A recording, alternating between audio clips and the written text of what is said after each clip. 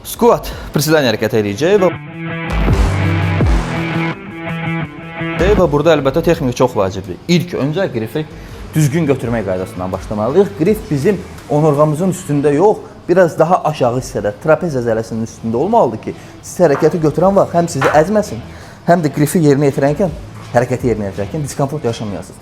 İkinci qayda əlbəttə düzgün oturuş qaydasıdır. Düzgün oturuş qaydası gördüyümüz qaydada sinə dik qalaraq maksimal otura biləcəyimiz aşağı nöqtə və eyni formada qalxışdır.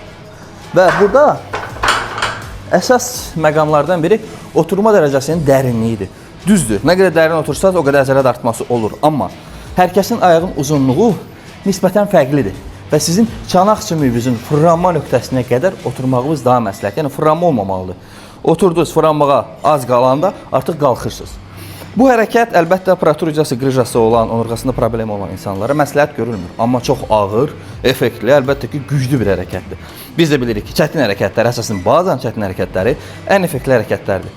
İşləyin, əsas düzgün işləyin. Ağır çəkilərdə əlbəttə texnikaya riayət eləmək çətin olsa da, çalışın maksimal dərəcədə texnikaya riayət edin ki, zədəsiz formada sağlam şəkildə hərəkət edib həmçinin ayaqları böyüdə biləsiniz.